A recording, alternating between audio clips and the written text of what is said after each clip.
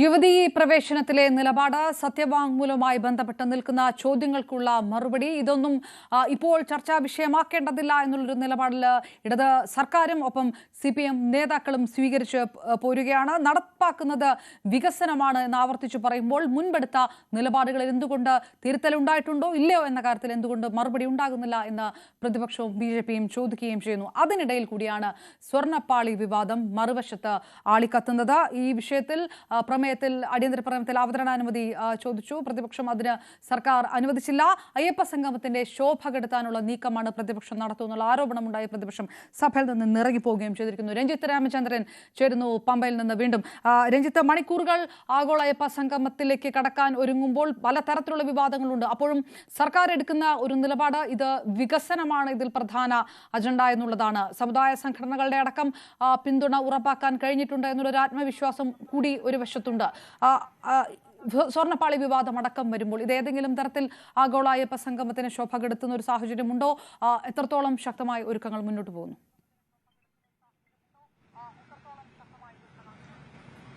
ഇതിലൊരു പ്രശ്നം അപർണ, ഞാൻ നേരത്തെ പറഞ്ഞ പോലെ BJPയും മറ്റ് ഹൈന്ദവ സംഘടനകളും ഒക്കെ മുന്നോട്ട് വെക്കുന്ന ഒരു പ്രധാന പ്രശ്നമുണ്ട്. അതിലൊന്ന് ഈ കേസുകളുമായി ബന്ധപ്പെട്ടാണ്. മറ്റൊന്ന് ഒരു മതേതര സർക്കാരിന് ഈ സർക്കാർ നേരിട്ടാണ് ഈ അയ്യപ്പ സംഗമം നടത്തുന്നത് എന്നൊരു പ്രതീതി സൃഷ്ടിച്ചിട്ടുണ്ട്.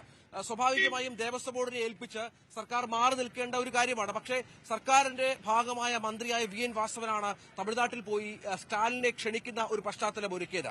മറ്റാളുകളെയൊക്കെ ക്ഷണിക്കുന്നതും മന്ത്രി നേരിട്ടാണ് എന്ന വളരെ പ്രധാനപ്പെട്ട ഒരു കാര്യം കൂടി ഇതിന്റെ പിന്നിലുണ്ട്. അവിടെയാണ് നേരത്തെ നമ്മളോട് സംസാരിച്ച BJP നേതാക്കളടക്കമൊക്കെ മുന്നോട്ട് വെക്കുന്ന ഒരു പ്രധാനപ്പെട്ട കാര്യം. ഒരു മതേതര സർക്കാർ എന്തൊരു ഹൈന്ദവ വിശ്വാസികളെ മാത്രം, പ്രത്യേകിച്ച് അയ്യപ്പ വിശ്വാസികളെ മാത്രം ലക്ഷ്യം വെക്കുന്നു എന്നുള്ളതാണ്. അതിന്റെ പിന്നിൽ ചില അജണ്ടകളില്ലേ എന്ന ലക്ഷ്യം ഇവരുമായി ബന്ധപ്പെട്ടുണ്ട്. രാഷ്ട്രീയ അജണ്ടകളില്ലേ എന്ന ചോദ്യം ഇവർ മുന്നോട്ട് വെക്കുന്ന ഒരു പശ്ചാത്തലമുണ്ട്.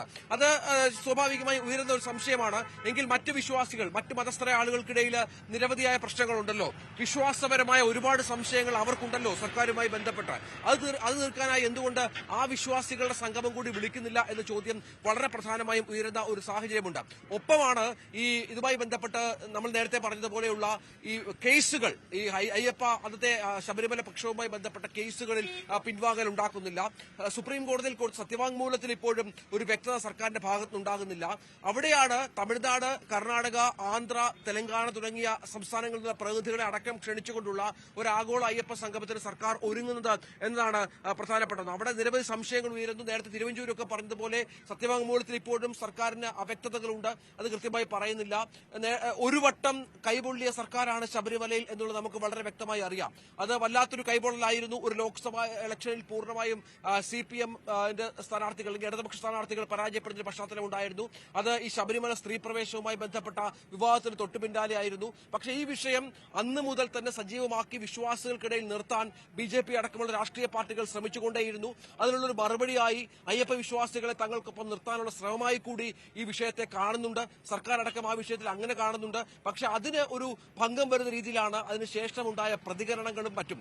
മറ്റൊരു പ്രധാനപ്പെട്ട കാര്യം അപർണ, ഈ ക്ഷണിച്ച ആളുകളിൽ ഇപ്പോൾ നമുക്ക് ലഭിക്കുന്ന വിവരമനുസരിച്ച് തമിഴ്നാട് സർക്കാരിന്റെ പ്രതിനിധിയായി 1-2 മന്ത്രിമാർ മാത്രം പങ്കെടുത്തേക്കാം എന്നുള്ളതാണ് ഇപ്പോൾ ലഭിക്കുന്ന വിവരം. അല്ലാതെ മറ്റ് സംസ്ഥാനങ്ങളിൽ നിന്നുള്ള ആരും ഇതിൽ പങ്കെടുക്കുന്നില്ല എന്നുള്ളതും ഏറ്റവും നിർണായകമായ കാര്യമാണ്. കർണാടക, തെലങ്കാന, ഒപ്പം തെലങ്കാന അടക്കമുള്ള, ആന്ധ്ര അടക്കമുള്ള സംസ്ഥാനങ്ങളിലൊക്കെ ഒരുപാട് ഭക്തർ ഇങ്ങോട്ടേക്ക് എത്തുന്നതാണ്. അവിടുന്നൊക്കെയുള്ള പ്രതിനിധികളെ നേരിട്ട് സർക്കാർ ക്ഷണിച്ചിരുന്നു. മന്ത്രിമാർ അടക്കമുള്ളവരെ ക്ഷണിച്ചിരുന്നു. ഡൽഹി ലഫ്റ്റനന്റ് ഗവർണറെ ക്ഷണിച്ചിരുന്നു. അവരാരും പങ്കെടുക്കുന്നില്ല. അതുകൊണ്ട് തന്നെ ഒരുപക്ഷെ ഈ തമിഴ്നാടും കേരളം മാത്രം അടങ്ങിയുള്ള ഒരു സംഘവുമായി ഇത് മാറാനുള്ള ഒരു പശ്ചാത്തലം കൂടിയുണ്ട്. അപ്പോൾ സർക്കാർ ലക്ഷ്യം വെക്കുന്ന ഇന്ത്യ മുഴുവൻ ഒരു പ്രശസ്തി ഉണ്ടാക്കുക ശബരിമലയെ സംബന്ധിച്ചിടത്തോളം, ആഗോളതലത്തിൽ ഒരു പ്രശസ്തി ഉണ്ടാക്കുക ശബരിമലയെ സംബന്ധിച്ചിടത്തോളം, അക്കാര്യം എത്രത്തോളം ഇനി മുന്നോട്ട് പോകുമെന്നുള്ളത് കാത്തിരുന്ന് കാണേണ്ട ഒരു സാഹചര്യം കൂടിയുണ്ട്. സർക്കാരിന്റെ ലക്ഷ്യം ആ തരത്തിൽ എങ്ങനെ പൂർത്തീകരിക്കുമെന്നൊരു പ്രശ്നമുണ്ട്. ഈ വിവാദങ്ങളുടെയൊക്കെ പശ്ചാത്തലത്തിൽ തന്നെയാണ് മറ്റു സംസ്ഥാനങ്ങളുടെ പ്രതിനിധികൾ പങ്കെടുക്കാത്തത് എന്ന വിവരം കൂടി ഇപ്പോൾ പുറത്തു വരുന്നുണ്ട്. നേരത്തെ സ്റ്റാലിനെ നേരിട്ടാണ് പോയി ക്ഷണിച്ചിരുന്നത്.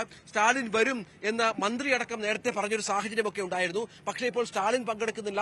തമിഴ്നാട്ടിലെ 1-2 മന്ത്രിമാർ, ചിലപ്പോൾ 2 മന്ത്രിമാർ വന്നേക്കാം, ഉറപ്പായിരിക്കുന്ന ഒരാളുടെ കാര്യം മാത്രമാണ്. അങ്ങനെ 1-2 മന്ത്രിമാർ ഒരുപക്ഷെ പങ്കെടുത്തേക്കാം എന്ന വിവരമാണ് വരുന്നത്. ഏതായാലും നമുക്കറിയാവുന്ന പോലെ 5000-ഓളം ആളുകൾ ഓൺലൈൻ വഴി അപേക്ഷയിൽ നിന്നും 3000 ആദ്യം അപേക്ഷിച്ച 3000 പേരെയാണ് ഇപ്പോൾ ഈ ആഗോള അയ്യപ്പ സംഗമത്തിൽ പങ്കെടുപ്പിക്കുന്നത്. അതിന് പ്രത്യേകമായി തയ്യാറാക്കിയ സ്റ്റേജ് അടക്കം ഇവിടെയുണ്ട്. അത് നമ്മൾ ജർമ്മൻ ടെക്നോളജിയൊക്കെ ഉപയോഗിച്ചുള്ള സ്റ്റേജ് സംവിധാനമാണ് ഒരുക്കിയിരിക്കുന്നത്.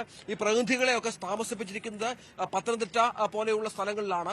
മറ്റൊന്ന് വിദേശ പ്രതിനിധികളായി 500ഓളം ആളുകൾ എത്തുമെന്നുള്ള ആത്മവിശ്വാസം സർക്കാർ പ്രദർശിപ്പിക്കുന്നുണ്ട്. അവർക്ക് ഇന്ന് വൈകുന്നേരത്തോടു കൂടിയൊക്കെ ആയിരിക്കും ഒരുപക്ഷെ എത്തുക. അത്തരത്തിൽ ഒരു 3 ലക്ഷ്യങ്ങൾ കൃത്യമായി മുന്നോട്ട് വെച്ചുകൊണ്ട്, അതായത് ശബരിമല സർക്യൂട്ടുമായി ബന്ധപ്പെട്ട്, ശബരിമല വികസനവുമായി ബന്ധപ്പെട്ടത് ശബരിമല തിരക്ക് നിയന്ത്രിക്കുക, മറ്റൊന്ന് ഇതിനെ ഒരു ഗ്ലോബൽ ഡെസ്റ്റിനേഷനാക്കി ഉയർത്തുക, ഒരു സ്പിരിച്വൽ ഡെസ്റ്റിനേഷനാക്കി ഉയർത്തുക. അങ്ങനെ 3 ലക്ഷ്യങ്ങളാണ് സർക്കാർ പ്രധാനമായും മുന്നോട്ട് വെക്കുന്നത്. 3 സ്ഥലങ്ങളിൽ ഇതുമായി ബന്ധപ്പെട്ട് നടക്കുന്ന സെമിനാറുകളും ഇതിന്റെ ഭാഗമായി ഉണ്ടാകുമെന്നാണ് മനസ്സിലാകുന്നത്. ഏതായാലും സർക്കാർ ഉദ്ദേശിക്കുന്ന ലക്ഷ്യം പോസിറ്റീവാണ് എന്നവർ പറയുമ്പോഴും അതിൽ ചില അവ്യക്തതകൾ ഇപ്പോഴും നിലനിൽക്കുന്നുണ്ട്. നമുക്ക് എല്ലാവർക്കും അറിയാവുന്ന പോലെ ആ സംശയങ്ങൾ തന്നെയാണ് ഹൈന്ദവ സംഘടനകൾ വിശ്വാസികൾക്കിടയിലേക്ക് പ്രൊജക്ട് ചെയ്യാൻ ശ്രമിക്കുന്നത്. അതൊരു വലിയ പരിധിവരെ ഇതിനകം വിജയിച്ചിട്ടുണ്ട് എന്ന ഒരു ഭീതി കൂടി, ഒരു ആശങ്ക കൂടി സർക്കാരിനുണ്ട് എന്ന കാര്യത്തിൽ സംശയമില്ല. അപർണ, രഞ്ജിത്ത്, ഇപ്പോൾ നേരത്തെ പറഞ്ഞതുപോലെ തന്നെ ഒരു വശത്ത് വലിയ തരത്തിലുള്ള വിവാദങ്ങൾ നടക്കുമ്പോൾ ഈ സർക്കാർ ഉറച്ചു നിൽക്കുന്നത് വലിയൊരു വികസന പദ്ധതി എന്ന തരത്തിലൊക്കെ 355 കോടി രൂപയുടെ പദ്ധതികൾ എന്ന് പറയുമ്പോൾ ഇതിൽ വലിയൊരു നിക്ഷേപ സാധ്യതയും സർക്കാർ ഇതിനകത്ത് കാണുകയൊക്കെ ചെയ്യുന്നുണ്ട്. അതിൽ ഈ പ്രധാനപ്പെട്ട ഈ മാസ്റ്റർ പ്ലാനൊക്കെ എന്താണ് ശബരിമലയ്ക്കായി മുന്നോട്ട് വെക്കുന്നത്? അതിനെ സംബന്ധിച്ചുള്ള വിവരങ്ങളൊക്കെ പുറത്തു വന്നിട്ടുണ്ടോ? ഈ ശബരിമല വികസനം എന്ന് പറയുന്നത് ഈ ശബരിമലയിലേക്കുള്ള റോഡുകളുമായി ബന്ധപ്പെട്ട നേരത്തെ മുതൽ തന്നെ ആക്ഷേപങ്ങളുണ്ട്. കുടിവെള്ള വിതരണവുമായി ബന്ധപ്പെട്ട ആക്ഷേപങ്ങളുണ്ട്. കോടിക്കണക്കിന് ഭക്തർ ഇങ്ങോട്ട് എത്തിച്ചേരുമ്പോഴും കോടിക്കണക്കിന് വലിയ വരുമാനം ശബരിമല കിട്ടുമ്പോഴും ശബരിമലയുടെ അനുബന്ധ ക്ഷേത്രങ്ങളുടെ കാര്യത്തിനായാണ് ഈ വരുമാനം ഉപയോഗിക്കുന്നത് എന്നും സർക്കാർ നേരിട്ട് പങ്കാളികളായാണ് ഈ ശബരിമലയെ വരുമാനം ഉപയോഗിക്കുന്നത് എന്നുമുള്ള ആക്ഷേപം പലപ്പോഴും സംഘടനകൾ ഉന്നയിക്കുന്ന പശ്ചാത്തലമുണ്ട്. അവിടെയാണ് ഈ വിശ്വാസികൾക്ക് ശബരിമല അടക്കമുള്ള ക്ഷേത്രങ്ങളുടെ ഭരണം വിട്ടുകൊടുക്കണം എന്ന ആവശ്യം BJP അടക്കമുള്ള രാഷ്ട്രീയ കക്ഷികൾ മുന്നോട്ട് വെക്കുന്നത്. ഇവിടെ നേരത്തെ ഞാൻ പറഞ്ഞ പോലെ സ്പിരിച്വൽ ടൂറിസം സെന്ററായി, ഡെസ്റ്റിനേഷൻ സെന്ററായി, ഒരു ഗ്ലോബൽ സെന്ററായി ശബരിമലയെ വളർത്തുക എന്ന ലക്ഷ്യമാണ്. മറ്റൊന്ന്, ഈ ശബരിമലയിലെ തിരക്ക് നിയന്ത്രിക്കാനുള്ള എന്തൊക്കെ സജഷൻസ് ഈ വരുന്നവർ, അതായത് സർക്കാർ വളരെ കൃത്യമായി പറയുന്നത് ഭക്തരെ കൂടി, വിശ്വാസികളെ കൂടി ഉൾക്കൊള്ളിച്ചുകൊണ്ടുള്ള ഒരു വികസന പ്രവർത്തനം, ഒരു വികസന അജണ്ട ശബരിമലയുമായി ബന്ധപ്പെട്ട് മുന്നോട്ട് കൊണ്ടുപോകുക എന്നുള്ളത്. അതായത് വിശ്വാസികളെ കൂടി പങ്കെടുപ്പിച്ചുകൊണ്ടുള്ള ശബരിമല വികസനം എങ്ങനെയാകണം എന്നൊരു ആശയ രൂപീകരണം നടത്തുക എന്നതാണ്. അത് വളരെ പോസിറ്റീവായിട്ടുള്ള തിങ്കിംഗ് ആയി പലപ്പോഴും നമുക്കൊക്കെ തോന്നാം. പക്ഷെ അവിടെയും സംശയങ്ങൾ നിരവധിയായി ഉയരുന്ന പശ്ചാത്തലമുണ്ട്. നമുക്കറിയാം, നേരത്തെ ഈ പറഞ്ഞതുപോലെ പ്രവാസി സംഘം, ആഗോള കേരള സഭ, ലോക കേരള സഭയൊക്കെ നടത്തി അതിൽ വന്ന പ്രോജക്റ്റുകളുടെ എണ്ണം നിരവധി കോടികളുടേതായിരുന്നു. അതിന്റെയൊക്കെ ഇപ്പോഴത്തെ അവസ്ഥയൊക്കെ അന്വേഷിച്ച് പോയപ്പോൾ മാധ്യമ കാര്യങ്ങളുണ്ട്. അതൊക്കെ ആ വഴി, അതൊക്കെ ആ ചില നിർദ്ദേശങ്ങൾ അല്ലെങ്കിൽ ചില ഉറപ്പുകളല്ലാതെ അതിനപ്പുറത്തേക്ക് ഇതിനെ വളർത്താൻ സാധിക്കാത്തൊരു പശ്ചാത്തലമുണ്ട്. അവിടെയാണ് ഇപ്പോൾ വ്യവസായികളെയും ആഗോള തരത്തിലുള്ള മറ്റ് ആളുകളെ കൊണ്ടുവന്നിട്ട് ശബരിമലയ്ക്ക് വേണ്ടി ഏതെങ്കിലും തരത്തിൽ വികസന പദ്ധതികൾ അവരുടെ പങ്കാളിത്തം, അവരുടെ പണം ലഭ്യമാകുമോ എന്നൊക്കെയുള്ള കാര്യത്തിൽ ഒരു ശ്രമം സർക്കാർ നടത്തുന്നത്. എത്രത്തോളം വിജയിക്കുമെന്നുള്ളത് കാത്തിരുന്ന് കാണേണ്ടി വരും. അവിടെയാണ് നേരത്തെ പറഞ്ഞ പോലെ ഹൈന്ദവ സംഘടനകളൊക്കെ മുന്നോട്ട് വെക്കുന്ന ഒരു ആശങ്ക എന്ന് പറയുന്നത്